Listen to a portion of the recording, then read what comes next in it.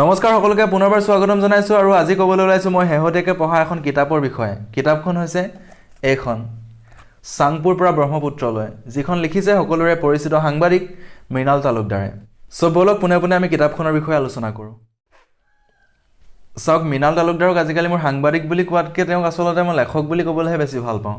যদিও সাংবাদিক বিলাকে আসলতে লিখিবলগীয়া হয় তেওঁলোক একোজন লেখকেই হয় তথাপিও ৰেগুলাৰলি কিতাপ নিজৰ নামত পাবলিশ কৰা মানুহ কিন্তু খুব কম আছে অসমত লেখক হিচাপে মৃণাল তালুকদাৰৰ লিখনিবিলাক তেওঁৰ লিখাৰ ষ্টাইলটো কিন্তু অলপ বেলেগ ধৰণৰ বাকি আন কাৰো লগত নিমিলে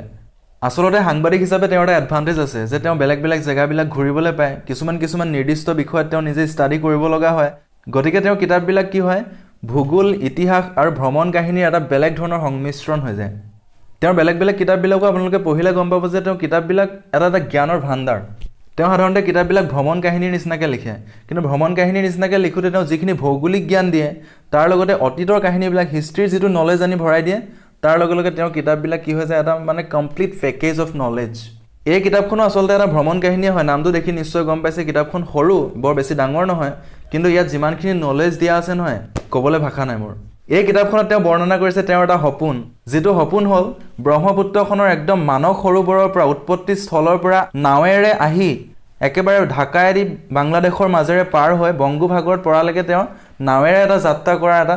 সপোন তেওঁৰ কিন্তু সেই সপোনটো তেওঁ কমপ্লিট ফুলফিল কৰিব নোৱাৰিলে তথাপিও আধা অংশ হ'লেও তেওঁ ফুলফিল কৰিব পাৰিলে কাৰণ তেওঁ ব্ৰহ্মপুত্ৰৰ বুকুৱেদি হুৱনখিৰি নামৰ জাহাজখনত শদিয়াৰ পৰা গুৱাহাটীলৈকে তেওঁ আহিবলৈ পালে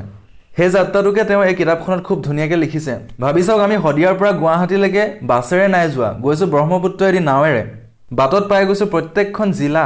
তাৰ লগে লগে নদী কাষৰীয়া গাঁওবিলাক মানুহবিলাক তেওঁলোকৰ বেলেগ বেলেগ ধৰণৰ সংস্কৃতি ৰীতি-নীতি তাৰ উপৰিও আমি চৰ চাপৰিত লগ পাইছো মাছমৰীয়াবিলাক তাৰ লগে লগে খেতি-বাতিবিলাক চৰ চাপৰিবিলাকত কৰা আমি মাজুলীৰ কাষেৰে পাৰ হৈ গৈছো কিন্তু মাজুলীত নমা নাই তাৰ পাছত ধৰক মানুহে কাজিৰঙাখন চাই আগফালৰ পৰা আমি নদীৰ মাজৰ পৰা কাজিৰঙাখন চাইছো পিছফালৰ পৰা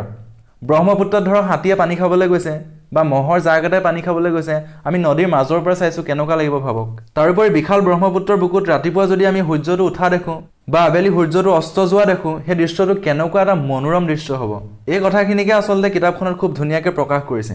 কিন্তু আপোনালোকে ভাবিব পাৰে যে নাৱেৰে শদিয়াৰ পৰা গুৱাহাটীলৈ গৈছে হেডখতনো কি সাসপেন্স বা এডভেঞ্চাৰ থাকিব পাৰে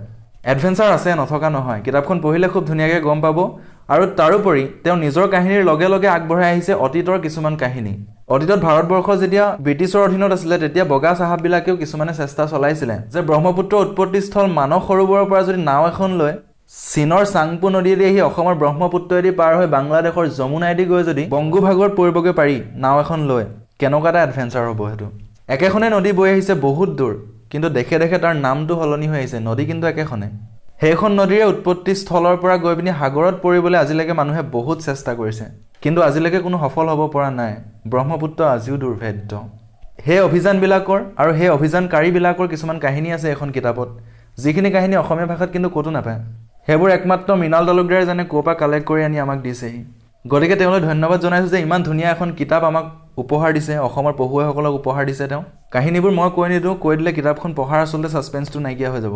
এটা কথাই কৈ দিওঁ কিতাপখন প্ৰকাশ হৈছিলে 2007 চনত প্ৰথমতে বনলতা প্ৰকাশনে প্ৰকাশ কৰা কিতাপ আৰু বৰ্তমানৰ দাম হৈছে 150 টকা 10% ডিছকাউণ্টত আনিছিলোঁ মই 135 টকা